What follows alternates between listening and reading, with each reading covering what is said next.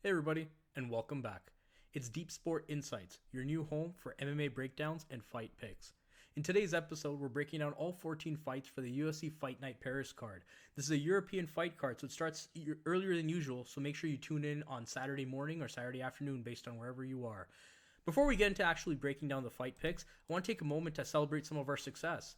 For those of you who tuned in for our most recent video and you follow along on our picks, you would have swept as well. We went perfect on pretty much any angle we bet those picks. So any kind of parlay you could have pulled together from our fight card, you would have hit. We pieced this together. It's a 16-1, not our biggest parlay ever. It's actually one of our smallest because we've done 21-1 and 25-1 prior to this. So this is only a 16-1, but it's our typical 5-pick parlay that we give out most of our videos. So again, we swept. So where does that put our track record as of today?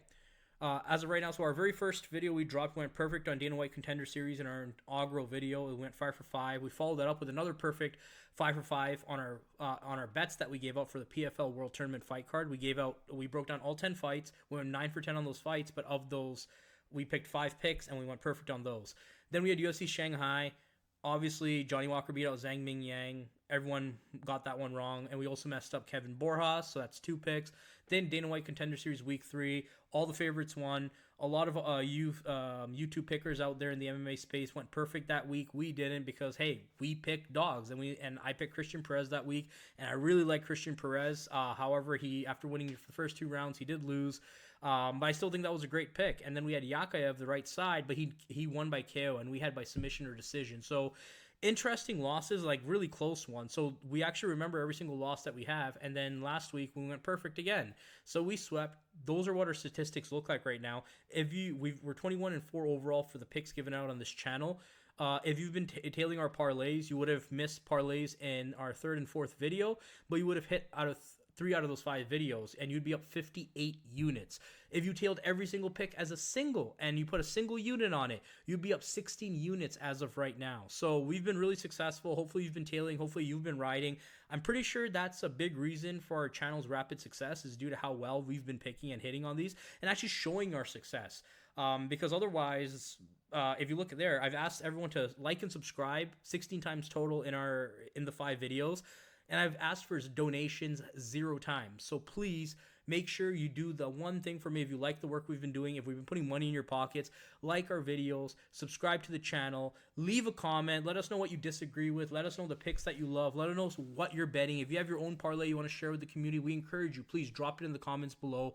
That's the type of stuff we're looking to encourage in the community. Now, before we get into the breakdowns today, I do want to say this is going to be the first time we're doing a 14-fight breakdown video, so it's going to be quite long, but we did do extensive research, so just because we're doing 3 times the amount of work we usually do in this video doesn't mean the quality is any less. So we've done our homework, and you'll see we've done our homework in today's episode. Second piece, I was at a wedding this weekend, and I picked up a little bit of a bug, so I will be coughing, and I might be muting my mic in and out because I have a little bit of a scratch in my throat. Please bear with me. I'm putting in all the effort I can to make sure I bring these picks to you guys. And after all the homework I've done in the week or 2 leading up to this event, I want to make sure that I can at least communicate that back across to you guys. I did not want to skip out. I wanted to make sure I got this recorded, I got this in, and I was able to share it with you guys. So thanks for that. Hopefully you guys remember that, bear with me with a scratchy throat, and let's get right into it. So starting with our early prelims. All right, let me tuck myself in this corner here under Sam Hughes. Okay, this is a really easy fight. Sam Hughes is actually one of my favorite picks on this card. Sam Hughes at minus 210 and looking almost up to minus 300 in some books right now. Doesn't look very attractive, but she has Shauna Bannon beat everywhere. Shauna Bannon's, is a one-trick pony. She does this weird sideways taekwondo front kick thingy. It's not very damaging. You can't really build combos off of it. It's just annoying for people to work around, but Sam Hughes will push forward. She has great wrestling. She'll control from top. Shauna Bannon does have the threat of jiu-jitsu off her back. She does throw up submissions, but Sam Hughes has seen these kind of fighters before. She's fought better fighters than Shauna Bannon. Sam Hughes is 5-5 in her UFC career, so although she has a 10-6 record, the majority of her career has taken place in the UFC. And what I would like to say and acknowledge it for Sam Hughes' career is we've seen her improve fight to fight. She's actually shown that she's continued to grow. In the few fights, I think it's about 3 fights we've seen in the UFC from Shauna Bannon does not look that great. In her most recent win over Pooja Tomar, she pulled off her 3rd round armbar submission where Pooja Tomar was kicking her butt for the first 2 rounds, and Pooja Tomar is not that good. It's because Shauna Bannon doesn't seem to change her style. She does these weird, unorthodox type of striking techniques. And by weird unorthodox, I'm not talking Michael Venom Page-like, where, there's always that threat of a knockout because you don't know what's coming. No, they're just weird. They're not very dangerous. You can't build combos off them, like I said. She needs to get back to the fundamentals and basics, or kind of relearn MMA from the bottom. It's like she just kind of pieced together a little bit of taekwondo, some boxing, and she learned the basics of jiu-jitsu. Doesn't have the wrestling to kind of link it all together. So I like Sam Hughes here. Not really a fan of the line, but I think if these women fought 10 times, Sam Hughes wins 9 times, maybe the 10th time's a draw. I really don't see Shauna Bannon winning. And that's the breakdown for this one. I know a lot of people like Sam Hughes this week. It is women's MMA, so grain of salt. If you don't have to bet this fight, don't is what I would say. But pretty confident on the Sam Hughes side from the pick or from the actual bet. Sam Hughes by decision is the way I'd lean. Moving on to the next fight, we have Andreas Gustafsson versus Rinat Fakhretdinov. This is an interesting fight. Rinat Fakhretdinov has been in barn burners in his last 4 fights ago. He was in a draw with Aleske. What's his name? Oh my god. Oops, sorry about that, guys. What's this gentleman's name here I'm looking for? Aleze Zaleski dos Santos. There we go. It's quite the mouthful. And there. I need a moment. Thank you. Okay. So he's been in some barn burners with Dos Santos. He got to a draw. Rinat Fakhretdinov has a heavy wrestling style paired with boxing. We see that a lot from these Russian fighters. But what we've noticed about Rinat Fakhretdinov, as he's faced bigger guys in his division, he starts to slow down implementing that wrestling because he's not getting 100% takedowns and controlling guys. Guys are able to build back to the feet. Some guys are tough and able to slow down, and he does chain wrestle early, but that does start to wear on him. So what's been happening in Rinat's fights, and what I expect to have start to see in this fight, is Rinat dominates early with the wrestling, puts pressure on his opponents. They don't really get a whole lot off because what they're doing is they're essentially trying to defend takedowns, stuffed up against the cage, or trying to build back up to their feet the whole first round. So he kind of gets a first round. It's usually a 10-9. He doesn't really dominate, but the other opponent doesn't really get a whole lot off, and he doesn't implement a whole lot of ground and pound. Now start the second round. Now it comes down to how good his opponents are or how tough it's been for him to get those takedowns and hold his opponent down. And this is where you start to see the swing. In the second round, either Rinat Fakhretdinov continues to have success taking his opponent down, holding them, and they don't get a lot off, and now he secures the first and second round. You might see some of that in the third, a lot of stalling in the third, and he wins, and that's kind of his whole fight strategy. Not very exciting watching Rinat Fakhretdinov. But where his opponents are successful is if they're really strong, or they have the cardio, or they're really tough, they don't get put away, they start to fight back, and the takedowns become harder for Rinat. Then he's standing there, and he starts to get pieced up. He doesn't move his head. And then he doesn't look very good. He almost looks like he's going to get finished in some of these third rounds. Andreas Gustafsson is a freak of nature. He is freakishly strong. He has good takedowns of his own, and nobody expected him to come out in his UFC debut as an underdog and absolutely put belt to ass on Kevin Lee. So I like what I saw from Andreas Gustafsson. I think he comes in here. I think the first round is competitive. I think his wrestling is good enough where he maybe gets takedown once. If he's able to defend the takedowns, great in the first round. But he might lose 10-9 in a close first round. But then he's going to start taking over late because he's going to keep pressuring Rinat Fakhretdinov. If we know anything about Andreas Gustafsson, he never backs up. He could be bleeding. His eyeball could be half hanging out. And this guy will continue to come forward, throwing elbows, knees, ferocious strikes. He could be, his lungs could be falling out of his chest. He could barely breathe, and he'll still come forward. And that's a nightmare for Rinat Fakhretdinov. On top of that, we haven't seen Rinat for almost a year. Did he take the time off to address that cardio concern? Or does he have a little bit of ring rust coming back? Because this is a very ferocious opponent he'll be coming up against. Because Andreas Gustafsson is a really big welterweight. He's physically strong, and those takedowns are become very difficult later on for Rinat Fakhretdinov. I like Andreas Gustafsson by decision in this fight. I like Andreas Gustafsson as a side. I do have a really good value play here for anyone who's still paying attention, and I will bring this up later in the card today. But on DraftKings and FanDuel, you can get the round props where you can take Andreas Gustafsson in round 3 or by decision, and most of these books are showing at plus 160 or plus 180. So that means, let's say Rinat Fakhretdinov is starting to break down in the third, and Andreas is able to get a finish. Solid. If it goes to the scorecards, I expect Andreas to definitely win that third round. That second round is what's really going to decide it. and he should be able to win by decision. But if you kind of see what I'm trying to say, these lines are fair because first round should go to Renat, third round should go to Andreas Gustafsson. It's kind of how that second round plays out, and we've already seen Renat win on the judges' scorecards fights he should not have won. He's coming off a win over Carlos Leal. Everyone who watched that fight knows Carlos Leal won that fight. Renat Fakhretdinov should not have won. He lost. But here we are. So that's exactly the type of fight that Renat Fakhretdinov somehow wins. And it could turn out to be that kind of barn burner again. So just keep that in mind. Take it with a grain of salt. Moving on to the next fight. Now we get into the prelims. Next we have Brad Tavares versus Robert Bryczek. Brad Tavares, we all know him. Veteran of the UFC. Has over 20 fights in the UFC. Fought all kinds of champion level caliber opponents. No question on his heart, his willingness to fight, his experience, his veterancy. And here he gets a debutant in Robert Bryczek. Now, Bryczek is not a spring chicken. He's 35 years old. So you're asking this guy to come in his UFC debut, go up against a veteran in Brad Tavares, and beat him basically in home court. It's not going to happen. I think Brad Tavares wins this fight just because he's the better, smarter fighter. He's well-rounded. Unless Bryczek kind of chins him early because Brad Tavares has been knocked out 5 times. But he's been good and he's been pretty disciplined as of late. Doesn't throw a whole lot of volume, but neither does Robert Bryczek. There is a reality. Robert Bryczek somehow starts getting off on those low leg kicks early, builds up on the jabs, and Brad Tavares is kind of a slow starter, and somehow Robert Bryczek wins this by decision. So my safe play on this fight is fight to go the distance. Alternately, I do like Brad Tavares as the side. I'm not parlaying this anywhere. Should be Brad Tavares, but minus 235 for a 37-year-old who's been knocked out 5 times. But he is a UFC veteran, so that's my take on this fight. Tough to decide, but Robert Bryczek isn't terrible. So yeah, it's not somewhere I want to put my money. Next up, we have Sam Patterson versus Trey Waters. I really like Sam Patterson in this fight because Trey Waters is boring. I think he's beat absolute bums, even this competition, the UFC.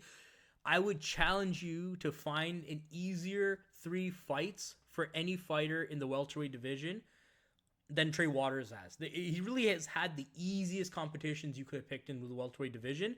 And as a fighter who really just takes advantage of his height, he's 6'5" with a 77-inch reach at the welterweight division. He kind of just stays outside, floats, uses a strong jab, leans over his lead leg, leans back, pop, pop. That's kind of his whole thing. He's a frame bully. On the other side, you have Sam Patterson, who also used to bully people in the lightweight division at 6'3" and with a 78-inch reach, but he's better over here at welterweight. He's filled out a little bit more. He's comfortable. It looks like those weight cuts aren't killing him anymore because he was getting chinned by Jamal Ashmouz. He got knocked out in like 30 seconds flat against this tiny dude 2 or 3 fights ago in the UFC. But since then, he's torn off 3 straight wins in the first round since making the move to welterweight. He looks really comfortable. He's come into size here. Trey Waters' whole game plan in this fight is going to be float on the outside, jab, low kick. But he's against an opponent who he won't be able to bully with the reach because Sam Patterson is just as big as Trey Waters is. Sam Patterson has been building on his boxing, but he'll need to likely get some low kicks involved here to keep this competitive and keep Trey Waters guessing and also to slow down some of that movement. But what Sam Patterson really wants to do here is to get into the grappling game. Once he gets the grappling engaged, he should have a significant advantage over Trey Waters. Anytime on the mat should be dominated by Sam Patterson. Getting that grappling control time will guarantee those minutes towards the scorecards, and that's the path to victory. Sam Patterson could also get a submission over Trey Waters here. Trey Waters is relatively untested in his grappling defense. It says it's 85%, but then go look at the people he's actually fought. Who's trying to take him down? What kind of grapplers are there?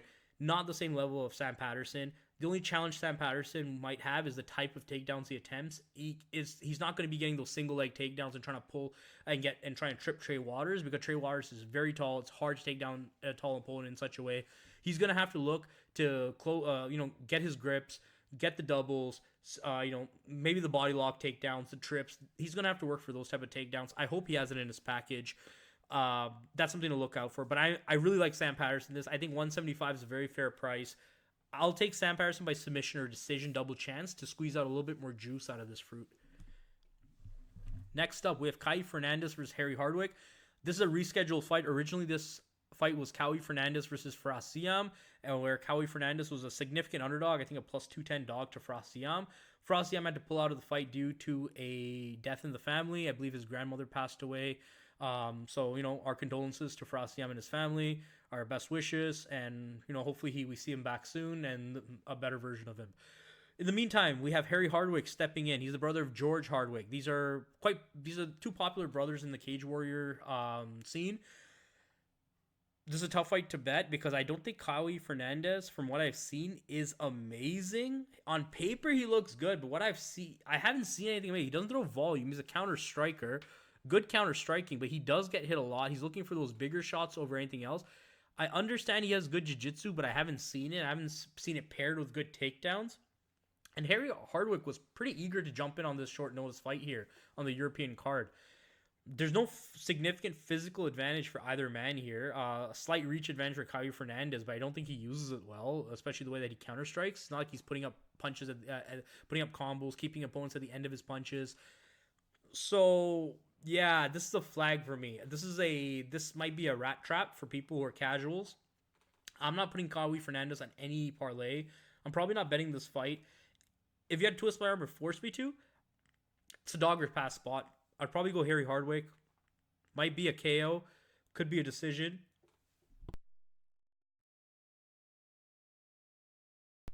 Excuse me, I had to clear my throat.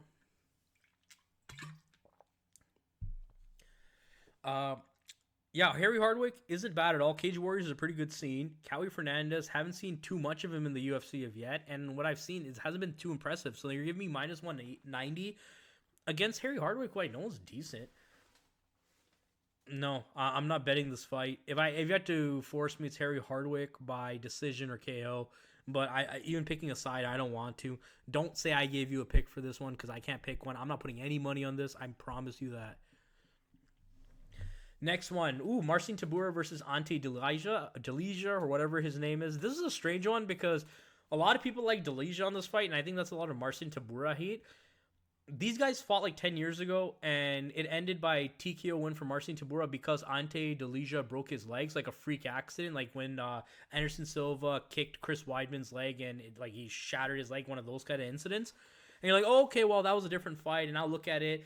They're going to have a rematch. There's probably a reason the UFC put this together. Look at Delija. He's taller. He has a longer reach. He's younger. He has all these KO finishes in the PFL as well. This is probably a really good fight. But I want you to look a little closer because even on paper, it looks like there's a grappling side here for Delija because he's had 5 submissions in the past. So he breaks his leg against Tybura. Then in 2020 or 2021 in the PFL, so he did 5 seasons in the PFL, and each year he fought 3 to 5 times. He had 2 takedowns in the first year in the PFL, 2 or 3 takedowns in the second year, and then he broke his leg again, and then he never got a takedown again in the PFL. So he hasn't secured a takedown in like almost 3 years of his MMA career. So I don't know if that grappling side of his resume even exists. In his most recent win, which was a 2-minute win KO over, I forget who, there was a stop for a moment in that fight because it looked like there was some weird groin shot. He was talking to his corner and they resumed the fight. Long story short, they found out after the fight he had pulled his groin in the middle of the fight and he was still able to get the TKO. But look at the type of freak injuries this guy is getting is what I'm saying. Like, look at him. Even though he's younger than Marcin Tybura, he looks older. And look at the type of wear and tear. 2 times you've broken your leg. You're getting groin pulls from just standing there in the fight. And that's what we saw in the most recent fight. Just literally standing around, taking pictures, and all of a sudden he pulls his groin. Marcin Tybura is the guy that decides, are you in the top 15 UFC heavyweights in the world or aren't you? And if the answer is yes, you're likely one of the top 15, 20 heavyweights in the world. So am I looking at Ante Delija or whatever his name is and seeing a top 20 heavyweight in the world? No, this guy's getting hurt like an old man rolling off the bed trying to do fighting on the side. He's getting injured to that level. Obviously, he's an athlete, but the wear and tear you can't trust that. And if you're giving me even money, give me the guy who's already in the UFC. Give me the guy who's proven. Give me the guy who's already has a win here. Give me Marcin Tybura. And Marcin Tybura is probably one of my, and I know it says minus 185 there, guys. That's a typo. It's supposed to be minus 105. He is a slight underdog to Delija. So please ignore that. It's minus 105. The favorite in this fight as of time of recording is minus 115 onto Delija. But the side is Marcin Tybura. The pick, Marcin Tybura by KO or decision to squeeze out some value. All right, next up we have Umar Sy versus Benson Ribeiro. Umar Sy, this is a layup for him.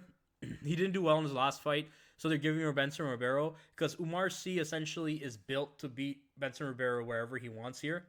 He's bigger, he's stronger, he's more durable, he has better cardio, much better fight IQ. He's at home.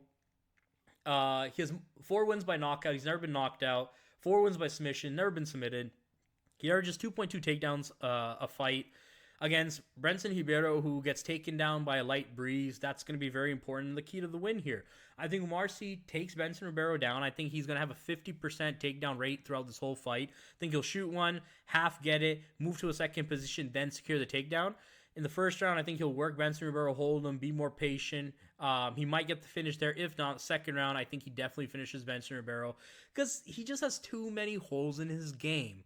Give me Umar Sy round 1 or 2. I think it's plus 1 or 1.5. So the round parlays.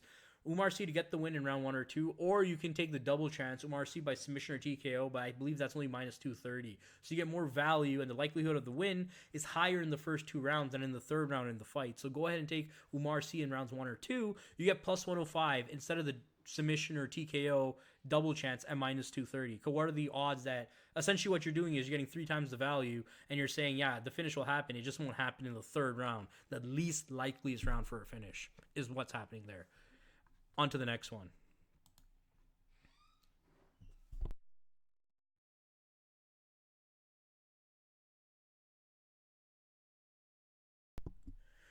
Next up, we have a featherweight bout between William Gomis and Robert Ruchala.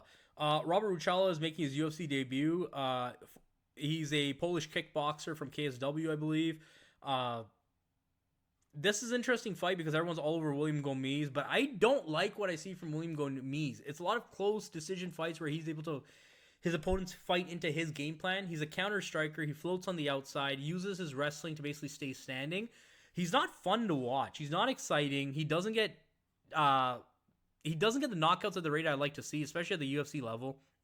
He could get a knockout here because Robert Ruchala shouldn't be at his level, but Robert Ruchala puts up volume, and Gomis does not. He has like 2 wins or 3 wins of his last 5 by split decision. They're really close. He even has a win over Joe Anderson Brito, which really sprung William Gomis into like super favorites because Joe Anderson Brito is good.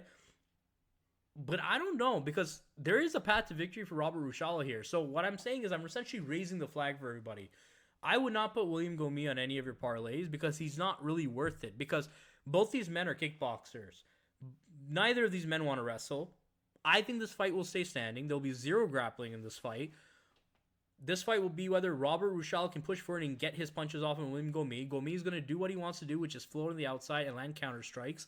In the event Robert Ruchala actually has enough kickboxing experience, because he's from the Polish KSW, the kickboxing scene, he has lots and lots of experience, very similar experience to William Gomis, actually. There isn't a significant reach advantage at all, actually. Excuse me. This could be very competitive. And if you're holding a William Gomis ticket and you see William Gomis by decision or TK or whatever, you're going to be sweating, because unless William Gomis gets TKO in the first round, I don't think he gets in the second or third. I think they're going to slow down. William Gomis is not a guy who likes to get the reads on his opponents to pick them apart. He gets his reads to get his defense in line. So he knows, like, okay, I know how to start moving and stepping, so you're not going to be able to touch me. And I'll exchange that for being able to touch you once or twice and then back out. Whereas some opponents will get their reads, some fighters will get their reads of their opponents' defenses, and they'll be like, okay, I know how to draw out your lead leg so that I can chop it, and then boom, go with the cross. I know how to go hook, cross, hook. Like, they know how to build up and start breaking down those defenses. William Gomis doesn't look for those kind of reads. He looks to kind of slow the fight down even further. Robert Ruchala can put up volume and march forward, and the offhand that he's winning by throwing that extra punch in each of his combos, he could tally up more strikes on the scorecards if this goes the distance. That is why I'm throwing the flag up on this fight, and I wouldn't bet William Gomis, because there is a path to victory for Robert Ruchala here. You could say, oh, well, William Gomis is a far better technical striker. Well, Robert Ruchala is not bad. William Gomis is technical, but we're not saying crazy power. We're not saying crazy combos. We're not seeing spinning elbows and unorthodox strikes. Technical, clean, hard to hit. Volume can beat that on the judges' scorecards, right? You don't necessarily have to beat the other guy. You just have to win the fight. And winning the fight sometimes comes down to winning the scorecards. And that's my concern. On to the next one. Ooh, now we're on the main card, guys. If you haven't liked the video already, please take a moment to like the video. It's lucky. If you like the video, the algorithm likes it. It shows you more amazing videos, so you win more of your bets, and you make even more money. And then you come back here, and you tell more people, and you bet even more, and then it's great. So just do that. Like the video, subscribe, leave a comment. Tell me about all the great picks I have, all the terrible picks I have, what you plan to pick, what your parlays are. Share the video. Help me out. I don't ask for much, but I just asked for a whole bunch there. On to the next one. The first fight is a featherweight bout between Patricio Pitbull and Losene Keita.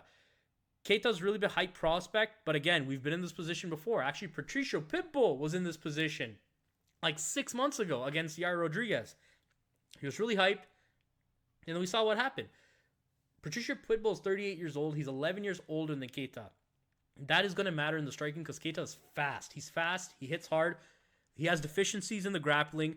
Not a whole lot of threats in the offensive grappling. Patricio Pitbull is definitely going to have the advantage when it comes to the offensive and defensive grappling and probably jiu-jitsu and submission threats himself.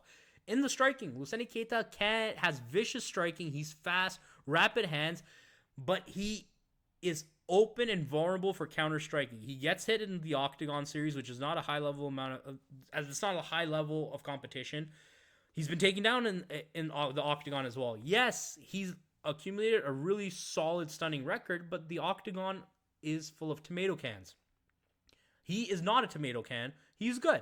But Patricio Pitbull has built a career beating up solid level contenders, and now he's going to build a career of beating wannabes to the UFC, such as Losene Keita, and more of a gatekeeper for the top 15 at the featherweight division for the last probably 4 to 6 fights of Patricio Pitbull's career. Now, hats off to Patricio Pitbull. This is the third fight in 2025 and his third fight in the UFC. And he's taken these fights all within, I think, 8 months. So good on him for pushing, and he's not scared of Losene Keita. So no Patricio Pitbull slander here. I will say I picked both of Patricio Pitbull's UFC fights correctly. I faded him against Yair Rodriguez. I picked him against Dan Ige. In this fight, I do like Patricio Pitbull because if you watch the tape for Losene Keita, he throws his rear hand to try and take his opponent's head off, but he almost leans and swings over his lead leg. And if you do that with someone like Patricio Pitbull, who's already short, and we show that he can dip under his opponents, he dipped under Dan Ige's hook, and he was able to get the takedown and quickly secure the back in that Dan Ige fight. He can do the exact same thing to Keita. Do I think Losene Keita is better than Dan Ige? No. Do I think Dan Ige beats Losene Keita? Yeah. So a little MMA math. I like Patricio Pitbull here. I like Patricio Pitbull by decision. I kind of also like him by submission because the grappling is a clear path to success for Patricio Pitbull. If he grapples, he should be able to find a backpack if he continues to work towards it. And as Keita slows down, because he's really physically strong, he's really jacked up. But Patricio Pitbull should be able to slow him down, wear down that muscle mass by grappling. So grappling is the key here, and Patricio Pitbull has all the skill set in the world to implement that game plan.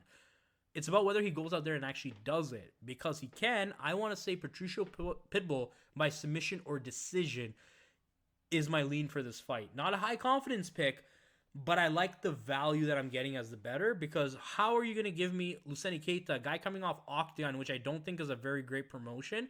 He's making a debut on a UFC international card in Paris. No, give me Patricio Pitbull. Next up, we have Axel Sola versus McKee. Normally, these guys would fight on a prelim card. Axel Sola got pulled up here because look at that French flag next to his name. He was a former Aries champion. I watched tape. He's very hittable, not very good. McKee, also very hittable. Hopefully getting better because he hasn't looked very good recently, but he's been in the UFC. He's been showing improvements. He's been working on his game. He looks very good in the first round, but for some reason starts to fatigue fast. Didn't look that bad in his last fight, though. Looked like he had cardio for 3 rounds and he paced himself better. If we see that version of McKee against Axel Sola, I like McKee to get the win. McKee has long hands. in this fight, his reach should come in handy. Excuse me, clear my throat. All right. Yeah, Reese McKee's reach here. He should be able to go down the middle on Axel Sola. Axel Sola was getting touched up. If you go watch the fight tape, he's supposed to be a kickboxer, but he gets touched up a lot for a kickboxer. Almost got finished in his last fight in the first round, but somehow just endured because his opponents aren't very good. And when they blow their load, there's not a whole lot left in the fight, and Axel Sola was able to come back and win these fights. Reese McKee got the wake-up call in the UFC, got his first 1 or 2 wins under his belt. Let's see if he can get this win here. Axel Sola should not be at Reese McKee's level. Reese McKee should also have a significant grappling advantage in this fight should he choose to grapple. I think Reese McKee and Axel Sola will get into a phone booth type of fight where Reese McKee will win because Reese McKee has much bigger, stronger hands. I like Reese McKee as a side. My play would be Reese McKee TKO round 1 because we see he's a lot more vicious in round 1 than any of the other rounds. He can still get the TKO round 2. Don't get me wrong. Reese McKee by TKO is probably the better, smarter lean, but it's a high likelihood if he's going to get it, he's going to get it in the first round. So if you want to squeeze some extra juice out of this fruit, Reese McKee TKO first round, Reese McKee TKO, or Reese McKee as a side is my breakdown here. Next up, Blachowicz versus Mason Jones.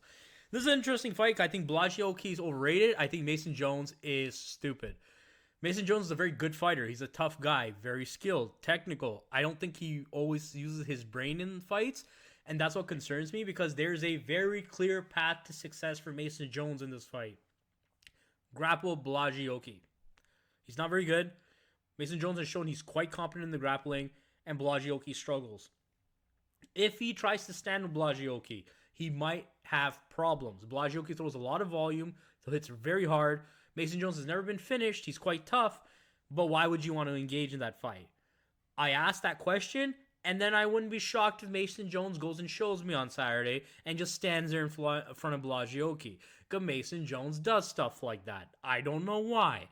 Mason Jones just needs to grapple in this fight. Even if he's not always successful. Let's say he gets 1/3 of his takedowns. Let's say he's just sticking to Blachowicz until he finds the next moment to try and get a takedown.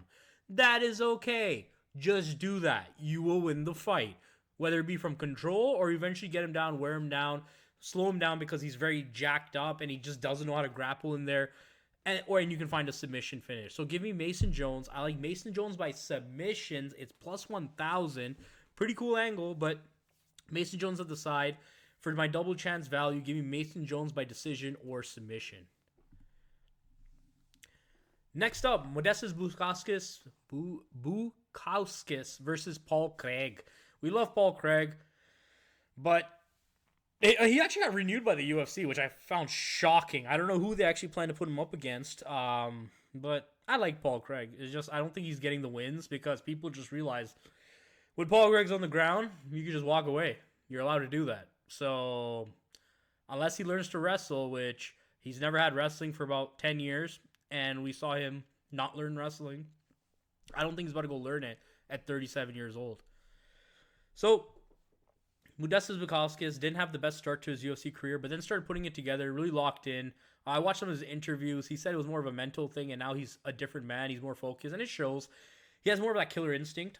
He goes for the knockout, goes for the finishes, is using his grappling as well to get finishes. I think he knocks out Paul Craig in this fight. I think he finds a chin because Paul Craig literally has no striking defense. Modestas Bukauskas has been knocked out 4 times.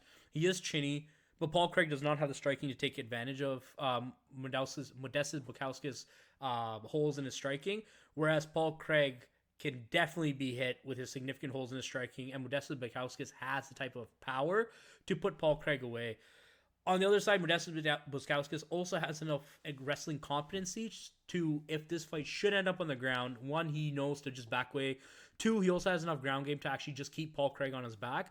But I excuse me, I do see this fight just playing outstanding until it's not and Paul Craig gets dropped and finished. There's a chance this goes to decision because Modestas Bukauskas does slow down the second round, or if Paul Craig tries to grapple or you just hold him, clinch him, that could definitely slow down the fight. The side is easily Modestas Bukauskas. I'm going to go Modestas Bukauskas by KO or decision to squeeze out some extra value.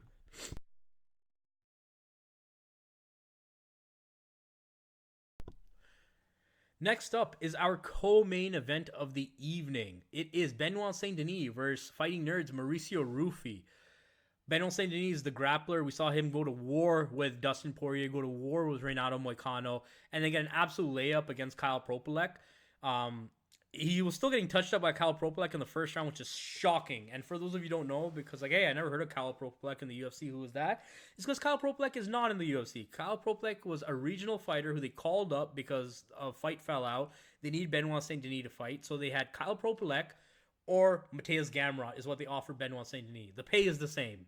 So knowing that Mateusz Gamrot's a top 3 in your division, also a high-level grappler, so you can neutralize your game, or you can fight Kyle Propolek, an absolute nobody from the regional scene that you can beat by KO, submission, or whatever you want. You get paid the same. So Benoît Saint-Denis might not be brave, but he's not an idiot. So let that be known. On the other side, we have Mauricio Ruffy, who he has 12 wins in the UFC, 12 wins, 11 come by way of knockout. His only loss comes by knockout as well, so he likes to get into fights, likes to finish fights, rarely ever sees the scorecards. I do think this fight might be the exception, where Benoît Saint-Denis might struggle to chase Mauricio Ruffy around the octagon. Mauricio Ruffy should be able to land the counter strikes. Leg kicks will be important here. Big counter shots. I think Benoît Saint-Denis will be able to survive, especially if he gets out of that first round. I think Benoît Saint-Denis will survive. Mauricio Ruffy will start to slow down.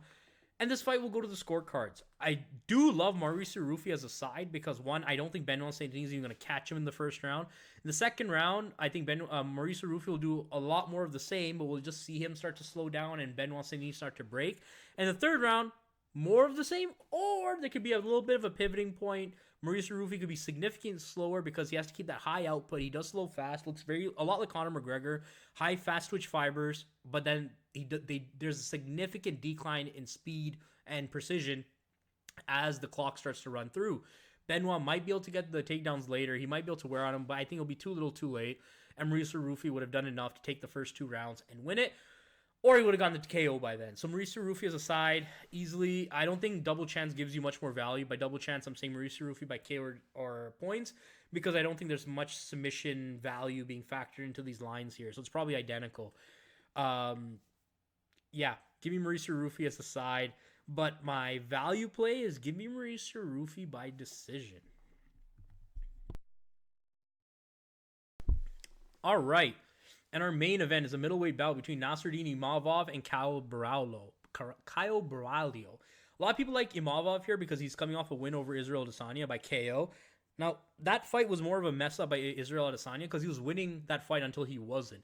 And he didn't. And the reason he lost is because Israel Adesanya still believes he has that old speed like he used to, and he just doesn't. He's getting older, and as you age, speed starts to go. So that little half-second timing where he thought he could fade out of Imavov's punch, and he ate that hook. He went down. Imavov was able to finish that fight, and that was that. But what I want to highlight is Nassourdine Imavov was losing that fight to a non-prime Israel Adesanya. Now look at the other wins and whoever Imavov has also fought. He's beaten Brendan Allen, and he's fought all these other guys as well. He's fought Delija. Now, ask yourself, would Caio Borralho also beat those guys? The answer is yes. He would dog walk Brendan Allen. He would beat Israel Adesanya today, but I think that would be a really competitive fight. Again, it depends whether Izzy makes that kind of mistake that he made against Imavov. It wasn't that Imavov did something to exploit Izzy. Izzy just made a mistake, and he paid for it. Caio Borralho is very cerebral. His best trait is how smart he is. Probably the smartest out of all the fighting nerds. And the fighting nerds are smart fighters. I don't think either of these gentlemen will want to grapple in this fight because Imavov will probably struggle to hold Caio Borralho down, and it'll probably be a waste of energy because Borralho knows how to roll. He has really good takedown defense. He knows how to get back to his feet. And the other side for Caio Borralho, I don't think he's going to get submissions. He's going to be very successful, first of all, getting Imavov to the ground because he has very good grappling of his own. And we've seen really half-assed takedowns from Caio Borralho. He doesn't commit to them. It's usually like he drops you and then gets on top of you. He doesn't really initiate the takedown, so I don't really think he's going to dictate the wrestling. And for that reason, I think both these gentlemen will prefer to stay standing and roll the dice there. I think Caio Borralho will be able to do a lot of what Israel Adesanya was able to do to Imavov in their last fight and basically stay to the outside, manage no man's land, and keep Imavov to the end of his punches. Nassourdine Imavov was getting very frustrated in that fight. If you watch that, he was reaching, he was leaning forward over Izzy, and Izzy was able to go pop and get back over that lead leg. And Caio Borralho, if you watch his fights, he can do the exact same thing. He can fight a boring 25-minute fight of just staying outside and popping shots over Nassourdine Imavov and chipping away to a decision victory. That's what I think actually happens in this fight. I think Caio Borralho is the clear side here, unless he gets chinned, but he's very durable, he's very cerebral, and he has no issue fighting a boring fight to get a win. He's already shown us that. Very cerebral. I think he makes the right reads if necessary in this fight. So I trust him with my money easily as a side. The value play on this fight is actually fight to go the distance is plus 200. So a $100 bet pays $300 just for this fight to go the distance. These guys don't really have significant finishing upside. I think that line is boosted because Imavov just knocked out Israel Adesanya.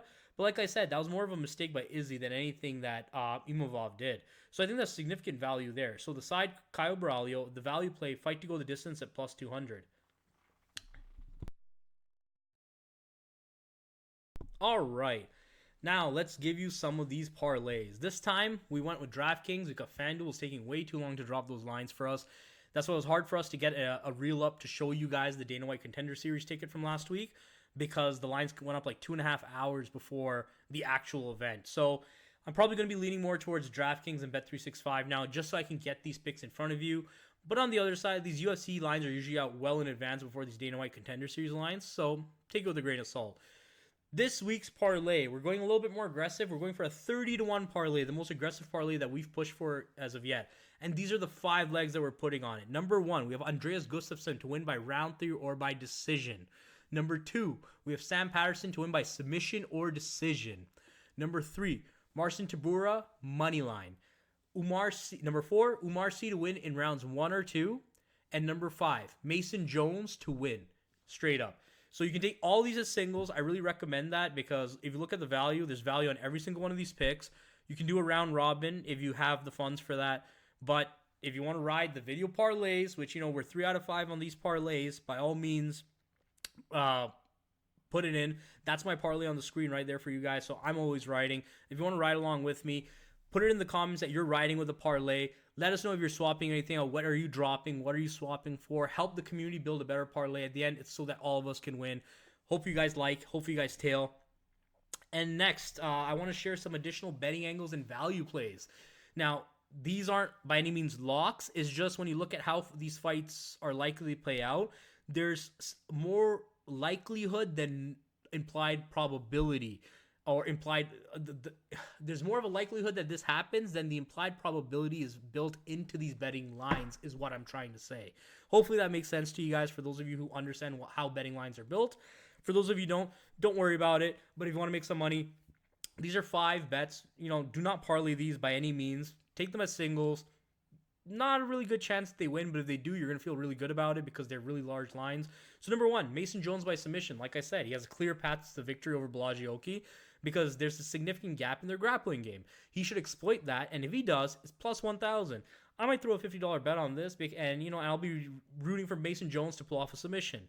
Number 2, Mauricio Ruffy to win by decision, plus 450. Like I said, Benoît Saint-Denis is quite tough. This is not a 5-round fight. This is a 3-round fight. And we've already seen Mauricio Ruffy start to slow late into the second round and as the fights go into the third. So a little bit of a cardio concern there. There's a chance Mauricio Ruffy does. I think he wins. Solid chance he wins by decision. He actually only wins by KO or decision. So you're essentially neutralizing the odds. You're betting against him winning by KO. Winning by decision, plus 450. Great odds. Let's go with it. Number 3, the Borralho versus Imavov fight to go the distance. Like I said, it's plus 200. Both these men are going to want to kickbox. Both very durable. I think goes the distance. Maybe there's an upset. Imavov pulls it off. It's very close lines, but I do think this fight goes the distance. Give it to me at plus 200. Number 4, there's Gustafsson to win by TKO in round 3. Like I said, Fakhretdinov starts to get tired. He starts to break down. What if in this fight he bites off more than he can chew in the form of Gustafsson, and Gustafsson keeps pushing him, and in the third round we start to see Renat break. He starts to eat those vicious knees, and Gustafsson still doesn't go away. He's still in his face, and Renat starts to break, and then he falls and he folds, and give me Gustafsson by TKO in round 3 at plus 1800. And finally, number 5, giving Patrício Pitbull to win by submission. Like I said, there's a clear path to victory here against Keita. Keita's grappling is relatively untested, and he's been taken down in the octagon multiple times by far lesser opponents. Patrício Pitbull owns 12 wins by submission, and you're giving me the Patrício Pitbull, the veteran, to welcome the newcomer from the octagon and to submit him by plus 1,200. Yeah, I got to take a look at that. That's why I'm going to be taking a lean that way. So those are some of those additional betting angles and value plays that I want to bring to your attention. Hopefully you like that, and hopefully you bet alongside. Let me know if any of those you'll be tailing. Let me know the ones you don't like.